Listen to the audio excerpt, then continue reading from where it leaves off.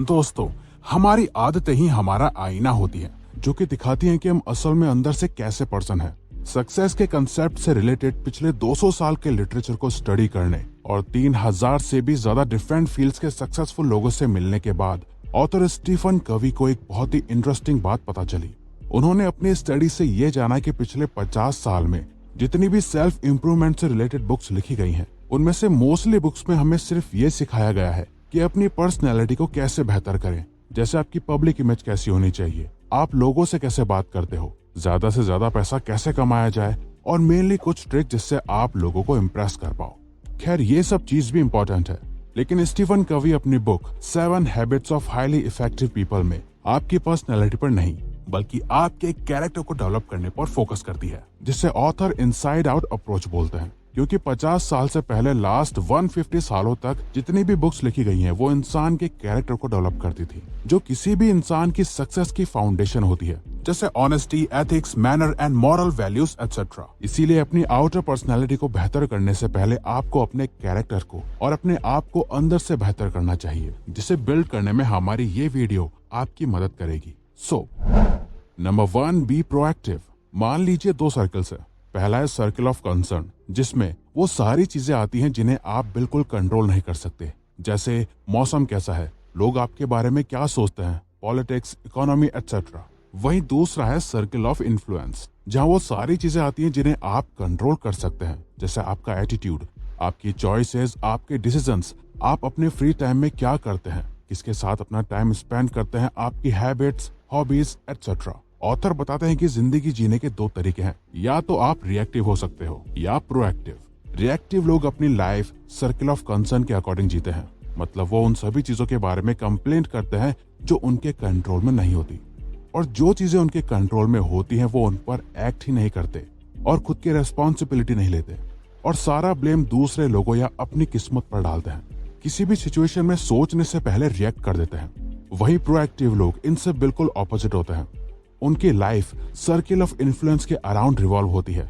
वो ये जानते हैं कि उनकी लाइफ उनके डिसीजंस का रिजल्ट है, ना कि उनकी किस्मत का। प्रोएक्टिव लोग कभी उन चीजों के बारे में कंप्लेन नहीं करते जिसे वो कंट्रोल नहीं कर सकते, बल्कि वो उन सभी चीजों की रिस्पॉन्सिबिलिटी लेते हैं जिसे वो रियल में चेंज कर सकते हैं, और उन पर प्रोएक्टिवली एक्ट करते हैं। एक प्रोएक्टिव और रिएक्टिव पर्सन के बीच ये सिंपल डिफरेंस होता है कि एक रिएक्टिव पर्सन कुछ भी होने पे बिना ज्यादा सोचे ओवर रिएक्ट या नेगेटिव रिएक्ट करता है, वहीं एक प्रोएक्टिव पर्सन सिचुएशन को अच्छे से समझ के हैंडल करने की कोशिश करता है, सॉल्यूशंस निकालता है और रिएक्ट करने से ज्यादा सही एक्ट करने में फोकस करता है। Number 2, begin with the and in mind. आप लाइफ में जहां भी जाना चाहते हो, जो कुछ भी अचीव करना चाहते हो, उसके लिए आपके पास एक मैप होना चाहिए, जहां आपको पता हो कि आपको लाइफ में क्या करना है, आपके गोल्स क्या हैं, आपकी डेस्टिनेशन क्या है, और उस डेस्टिनेशन तक पहुंचने के लिए आपके पास क्या प्लान है। इमेजिन करो, आप एक सीढ़ी चढ़ रहे हो और ऊपर बढ़ते चले जा रहे हो। ये आपकी लाइफ की सीढ़ियां हैं। आप बहुत मेहनत कर रहे हो, सही काम कर रहे हो, और हर महीने, हर साल आप अपनी लाइफ में प्रोग्रेस करते जा रहे हो। लेकिन जैसे ही आप सीढ़ी के टॉप पर पहुंचने लगते हो, आपको रियलाइज होता है कि ये सीढ़ी तो गलत दीवार पर लगी थी, और अब आप बहुत ऊपर आ चुके हो और वापस भी नहीं जा सकते। अब ज्यादातर लोग अपनी लाइफ ऐसे ही जीते हैं। उनका कोई विजन नहीं होता, वो बस लोगों की लाइफ को देखते हैं, कौन सबसे ज्यादा खुश है, और बस उनको कॉपी करते हैं। इसीलिए ऑथर कहते हैं कि आपकी लाइफ में एक पर्पस होना चाहिए जो आपका एंड गोल है। बिना एंड गोल के आप अपनी लाइफ का कंट्रोल दूसरों के हाथों में दे दोगे। अगर आपको नहीं पता कि आपकी लाइफ का पर्पस क्या है, तो ये सोचो कि आप क्या चाहते हो कि लोग आपको कैसे याद रखें। आप इस दुनिया में क्या वैल्यू ऐड कर रहे हो। खुद से सवाल पूछने से आप अपने एंड गोल के बारे में जानोगे और उसे अचीव करने के लिए एक्शंस लेना शुरू करोगे। Number 3, put first things first. हमारे विजन को रियलिटी बनाने के लिए हमें कॉन्टिन्यूअस एक्शंस लेने पड़ते हैं। सभी डिस्ट्रैक्शंस को अवॉइड करके अपने एंड गोल पर फोकस रहना पड़ता है, और यहाँ हम अपने डेली रूटीन्स और हैबिट्स को चैलेंज करते हैं। आपके लिए इस टाइम सबसे इंपॉर्टेंट क्या है? आपकी एजुकेशन, आपकी रिलेशनशिप्स या आपकी हेल्थ? और क्या आप अपनी लाइफ की इंपॉर्टेंट चीजों को अपना ज्यादा से ज्यादा टाइम और एफर्ट दे रहे हो, या बेकार चीजों में टाइम वेस्ट कर रहे हो? इसीलिए हमें पुट फर्स्ट थिंग फर्स्ट इस हैबिट को अपनी लाइफ में ऐड करना चाहिए। इस हैबिट को डेवलप करने से हम सिंपली हर दिन सबसे पहले उन टास्क पर अपना सबसे ज्यादा एफर्ट करते हैं जो हमारे लिए सबसे इम्पोर्टेंट होता है, जो हमारी लाइफ में सबसे ज्यादा वैल्यू ऐड करता है। जैसे अगर आपकी हेल्थ बहुत खराब है और आप अपने बेस्ट शेप में नहीं हो, तो इस वक्त आपकी नंबर 1 प्रायोरिटी आपकी हेल्थ होनी चाहिए। आपको अपनी डाइट को प्लान करना चाहिए, हर दिन एक्सरसाइज करनी चाहिए और जंक फूड को अवॉइड करना चाहिए। लेकिन आप ऐसा नहीं करते, आलस और लालच में अपनी कंडीशन को और खराब करते जाते हैं। पर जब हमारे माइंड में ये क्लियर हो जाता है कि हमारे लिए क्या करना जरूरी है, तो हम बाकी सारी चीजों से पहले उस काम को प्रायोरिटी देने लगते हैं। Number 4, think win win. हम में से ज्यादातर लोगों का ये मानना है कि 2 लोगों में किसी एक को जीतने के लिए दूसरे का हारना जरूरी है, जिसे ऑथर विन लूज रिलेशनशिप कहते हैं। मोस्टली लोग इसी मेंटेलिटी से जीते हैं। वो अपने फायदे के लिए दूसरों का नुकसान करते हैं, खुद को बड़ा दिखाने के लिए दूसरों को छोटा फील कराते हैं। ऑथर कहते हैं हमें इस विन लूज मेंटेलिटी को छोड़कर विन विन मेंटेलिटी को डेवलप करना चाहिए। विन विन मेंटेलिटी में आप ये सोचते हो कि आप कैसे सामने वाले का फायदा करा सकते हो जिससे आपको भी फायदा हो सके।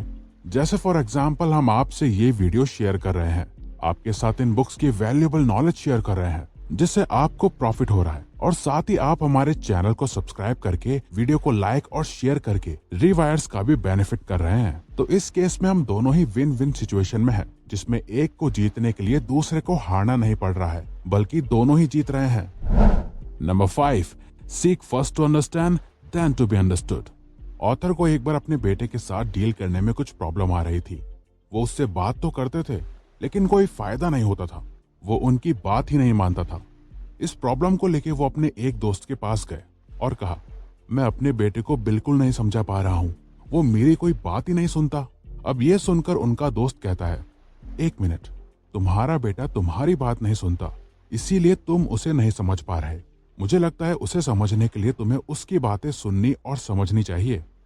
अब ज्यादातर लोग इस बात को जानते हैं कि दूसरों को समझाने के लिए हमें उन्हें सुनना चाहिए, ना कि बस अपनी ही बातें उन्हें सुनानी चाहिए।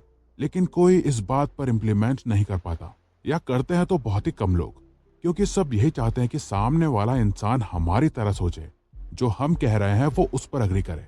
लेकिन हम ये भूल जाते हैं कि इस दुनिया में हर इंसान के अपने डिफरेंट एक्सपीरियंसेस हैं, जिस वजह से दुनिया के लिए उनका अपना परसेप्शन है और हमारा अलग।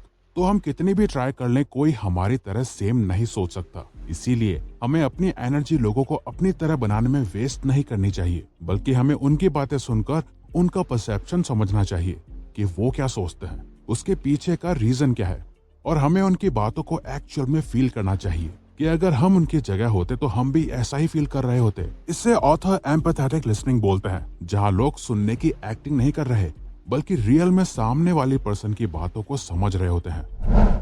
Number 6, synergy. जैसा कि हमने आपको बताया कि हर इंसान एक दूसरे से कितना अलग है। हर किसी के अपने बिलीफ हैं, अपनी आइडियोलॉजीज हैं, लाइफ और करियर या बिजनेस को लेकर अपनी अलग अप्रोच है। लोगों के एक दूसरे से डिफरेंट होने की वजह से उनसे डिस्कनेक्टेड रहना या सिर्फ एक्सेप्ट कर लेना भी सही नहीं, बल्कि ऑथर कहते हैं कि हमें इन डिफरेंसेस का बेनिफिट लेना चाहिए और लोगों की अलग अलग नॉलेज और एक्सपीरियंस से खुद को इम्प्रूव करना चाहिए। जैसे सारी बड़ी कंपनीज के सीईओज अपने साथ अलग अलग सब्जेक्ट और फील्ड के एक्सपर्ट्स को रखते हैं ताकि वो सब मिलकर उस कंपनी को ग्रो कर पाए। वैसे ही हाईली इफेक्टिव लोग ये जानते हैं कि अकेले हम ज्यादा कुछ अचीव नहीं कर सकते, इसीलिए हमारा लोगों से अच्छे रिलेशंस बिल्ड करके उनको अपने साथ लेकर चलना बहुत इंपॉर्टेंट है। जैसे फॉर एग्जाम्पल हमारी बॉडी के अलग अलग ऑर्गन्स मिलकर पूरी बॉडी को फंक्शन कर रहे होते हैं। सिमिलरली वैसे ही कई सारे लोग मिलकर सिनर्जी फॉर्म करते हैं और मिलकर कई एक्स्ट्राऑर्डिनरी गोल्स अचीव करते हैं। Number 7, sharpening the saw. ये सारी 6 हैबिट्स को बिल्ड करना एक पेड़ को काटने जैसा है, जिसमें बहुत मेहनत लगती है। लेकिन किसी भी पेड़ को काटने के लिए आपकी सॉ यानी कि आरी शार्प होनी चाहिए। सिमिलरली इन 6 हैबिट्स को हैंडल करने के लिए आपको भी अपनी सॉ को शार्प रखना चाहिए, जिसे करने के लिए आपको इन 4 एरियाज को इम्प्रूव करते रहना चाहिए। फिजिकल, आपके माइंड को अपने बेस्ट फॉर्म में काम करने के लिए आपकी बॉडी अपने बेस्ट स्टेट में होनी चाहिए, इसीलिए आपको अपनी फिजिक का पूरा ध्यान रखना चाहिए। स्पिरिचुअल, अपनी बॉडी के साथ आपको अपनी स्पिरिचुअल साइड की भी केयर करनी चाहिए। Meditation, prayer, music, art etcetera, जो भी काम आपको पीस ऑफ माइंड देता है वो सब करो। मेंटल हेल्थ, अपने माइंड को ग्रो करते रहो, सीखते रहो, बुक्स पढ़ो, ऐसे ही सेल्फ इम्प्रूवमेंट वाली वीडियोस देखो जो आपको बेहतर बनाए। नए एक्सपीरियंस लो, दूसरे लोगों को सिखाओ, नॉलेज गेन करो और अपनी मेंटल हेल्थ की अच्छे से केयर करो। सोशल, अपनी रिलेशनशिप्स को मेंटेन रखना, इंडिपेंडेंटली जीना, अपनी फैमिली और फ्रेंड्स के साथ टाइम स्पेंड करना, ये सब आपको इमोशनल सपोर्ट प्रोवाइड करेगा और आप सोशली बेटर बन पाएंगे। इन चारों एरियाज को इम्प्रूव करते रहने से आप खुद को एनर्जाइज्ड रख पाओगे ताकि आप बाकी सारी हैबिट्स को अपनी लाइफ में सक्सेसफुली इम्प्लीमेंट कर पाओ। तो अगर आपको ये वीडियो पसंद आई तो वीडियो को लाइक और सब्सक्राइब बटन पे क्लिक करके इस चैनल को ग्रो करने में सपोर्ट करो और बेल नोटिफिकेशन ऑन कर लीजिए ताकि आप आने वाली वीडियोस मिस ना कर पाओ। और साथ ही अगर आप चाहते हो कि हम किसी और टॉपिक या प्रॉब्लम पे वीडियो बनाएं तो प्लीज हमें कमेंट बॉक्स में बताइए। हम उस पे वीडियो बनाने की पूरी कोशिश करेंगे क्योंकि हम यहाँ आपकी हेल्प करना चाहते हैं। Thank you for watching.